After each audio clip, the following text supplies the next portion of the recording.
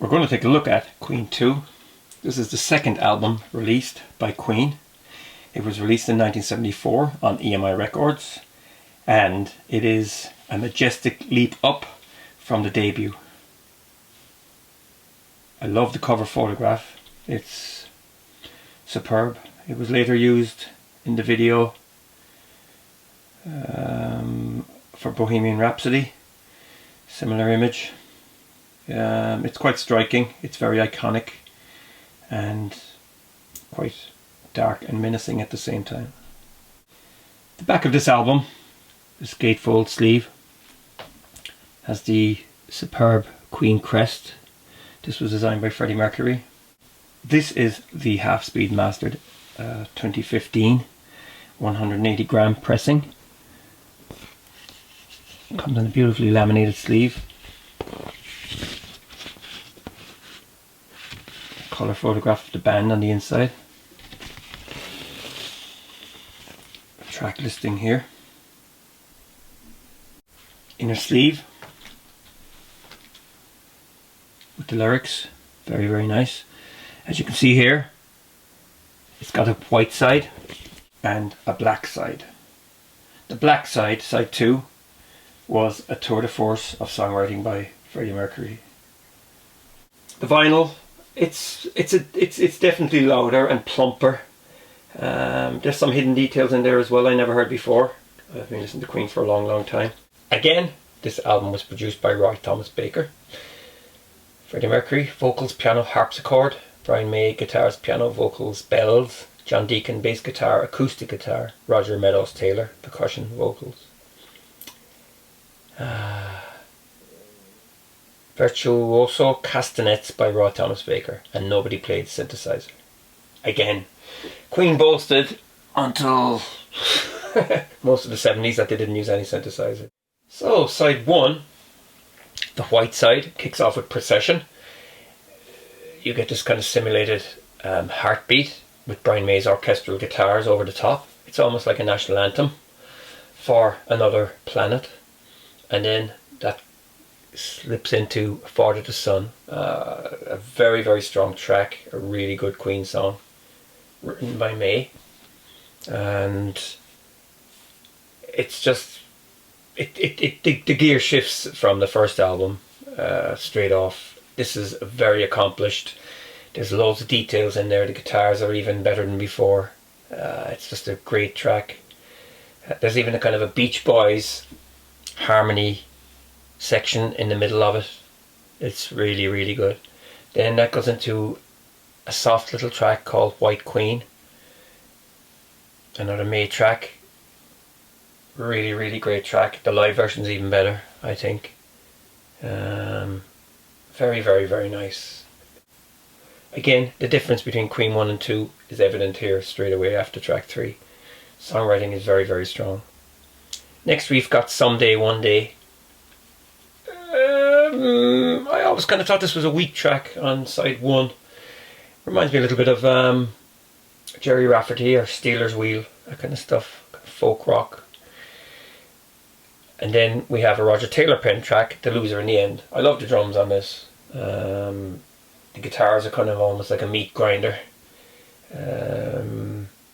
It's Taylor's style. The beat is kind of swinging. He did a lot of great tracks through Queen's career, and this is one of them. The lyric doesn't really mean much. It's about mothers let kids do as they like. Yeah. Side 2 is side Black. The 6 tracks here were written by Freddie Mercury. He runs riot on this, starting with Ogre Battle. That's a pretty hard rocker about monsters. Then that blends into The Fairy Feller's Master Stroke. This was based on a painting. Very, very impressive piece of music. Not that long either. It's quite concise and quick. There's a lot of chord changes and stuff in it, and a lot of fiddly instrumentation.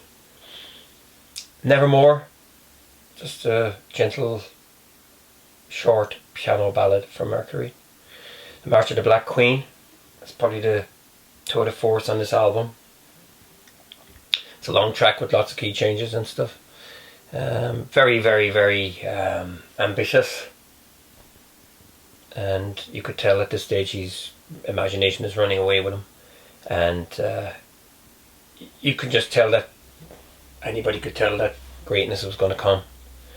They were going to achieve world domination. Funny how Love Is, it's almost like a Phil Spector production. It's a bit like the Larry Lurix single that Queen appeared on, that Mercury sings on, I Can Hear Music. And going back, it's got a very kind of 60s style to it. It's not bad. It's kind of. I would like to say that it doesn't really fit in on the album and stuff like, but again, it does. You know, it's just a bit of an oddity here. Yeah, it's just a bit strange, but it still seems to work. I couldn't imagine that Nelson there instead of it. And then the album ends with 7 Seas of Rye. This was a single. It was quite successful, and again, it's a great track. Very unique. You know, you don't hear much songs like that. It's got lovely piano flourish at the start. Again, I like this pressing. I think it's punchy. Bass comes through a lot more. It sounds warm and punchy. I like it.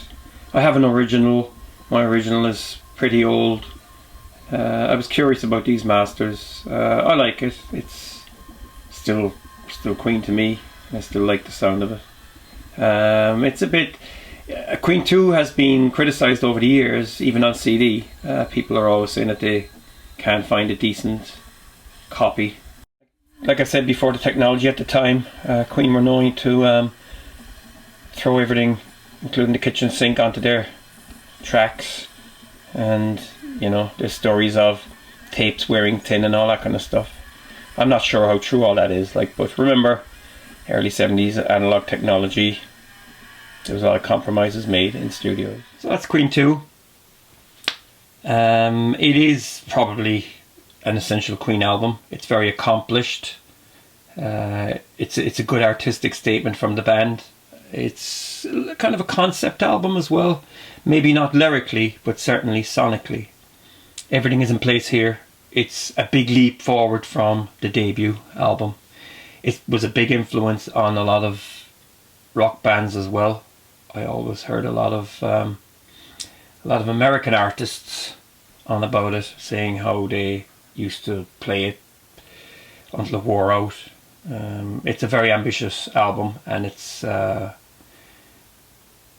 something that they kind of veered away from on the next one and became even more adventurous, but the classic rock pomp and slightly prog direction was changed, and that's the rest is history, really. So that's Queen 2. This is the 2015 half speed 180 gram pressing. I hope you enjoyed this video. Please feel free to subscribe and take care.